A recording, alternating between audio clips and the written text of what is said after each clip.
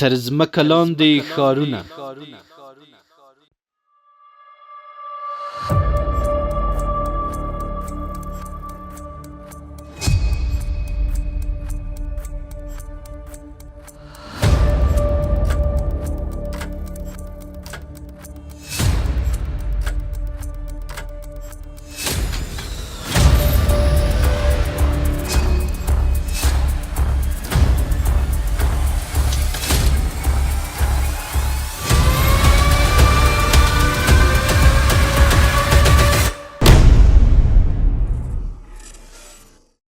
آیا تاسو پوهیږئ چې ځینې انسانان تر ځمکې لاندې ښارونو کې ژوند کوي؟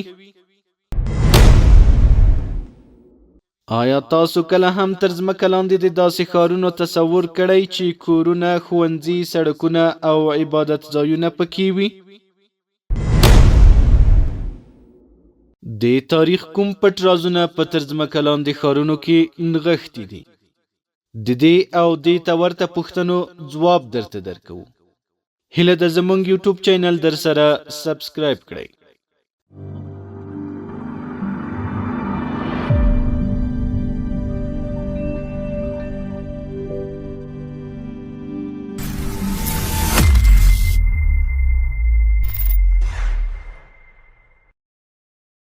ډیرو ښاغلو لیدونکو د ورډ آف ویزډم یا د پوهې نړۍ یوټیوب چینل او فیسبوک پاڼې ته مو زه حسیب الله سنگین په نیکو هیلو او سلامونو هرکلی کوم.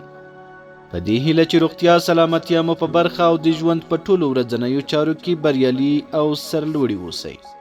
قدرمنو لیدونکو، د تیرو خپرونو په دوام نن غواړو تاسو ته د ځینو تر ځمکه لاندې ښارونو په اړوند معلومات وړاندې کړو.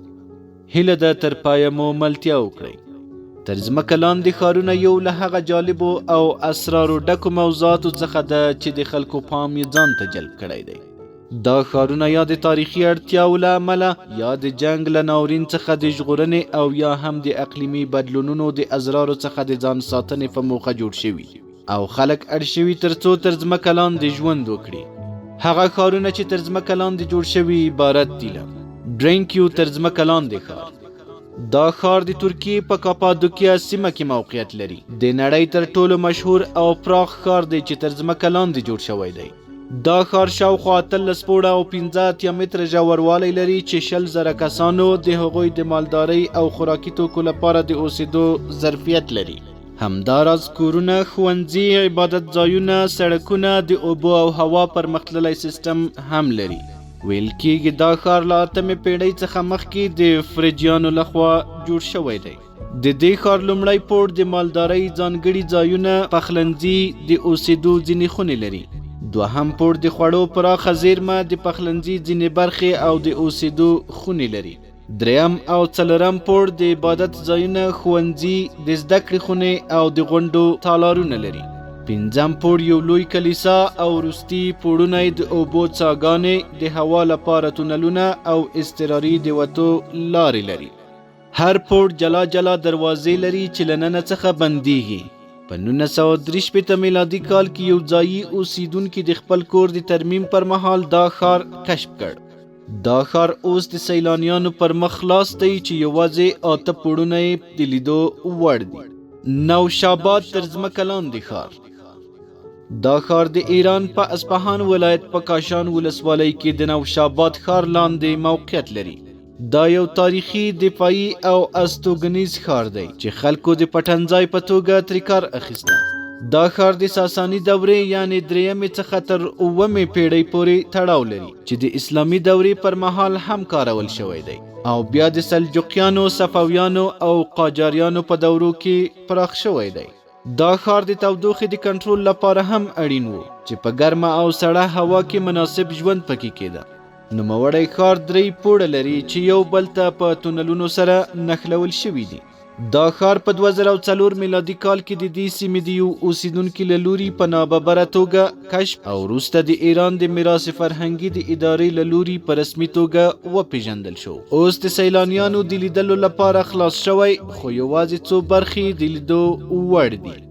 مونټریال تر ځمکه لاندې ښار. دا ښار په کاناډا هیواد کې د مونټریال ښار لاندې موقعیت لري. د موډرن دور یو لوی ښار دی چې د سخت ژمي له امله خلکو دا سیستم تر ځمکې لاندې جوړ کړی دی. دا ښار مارکیټونه، دفترونه، سړکونه، رستورانټونه، د اوبو او هوا پرمختللی سیستم لري چې اوږدوالی شاوخوا 33 کیلومتره دی. په دې ښار کې هر کال تر 15 لکه زیات خلک ګرځي چې نږدې 2000 دکانونه او نور خدماتي مرکزونه لري. لاسکو غارونه. دا غارونه تر ځمکې لاندې ښار ته ورته دي چې په فرانسه کې موقعیت لري. لاسکو غارونه د هنر او تاریخ خزانه ده چې شاوخوا 18,000 کاله مخکې د انسانانو په لاس نقاشي شوي غارونه دي چې د ژوند او استوګنې نښې نښانې پکې شته. په دې غارونو کې ځینې حیوانات لکه غواګانې، پسونه، اسونه، مرغان او داسې نور څاروي په سره، ژیړ، تور او نسواري رنګونو نقاشي شوي دي. دا غارونه په 1940 میلادي کال کې د 4 تنکیو هلکانو له لوري کشف شول. ډیکژیاچینګ تر ځمکې لاندې ښار. دا ښار په چین کې موقعیت لري چې په 1960 کلونو کې د سړې جګړې پر مهال د احتمالي اتومي او کیمیاوي بریدونو پر وړاندې د خلکو د خوندي کولو لپاره جوړ شوی دی. دا ښار شاوخوا 15 کیلومتره مربع پراخوالی لري. د 1 میلیون خلکو د پناه ځای په توګه طرحه شوی. په 2000 کال کې دا ښار د سیلانیانو د ورتګ لپاره پرانیستل شو، خو په 2008 میلادي کال کې د ترمیماتو په موخه بیرته وتړل شو. تر ځمکې لاندې ښارونه دا څرګندوي چې انسان تل د بقا، امنیت او آرام لپاره هوښیارې لارې غوره کړي دي. دا ښارونه یوازې د تیرو نسلونو تاریخي کارنامې نه، بلکې د انسان د بقا، ابتکار او مقاومت ښکارندویي کوي.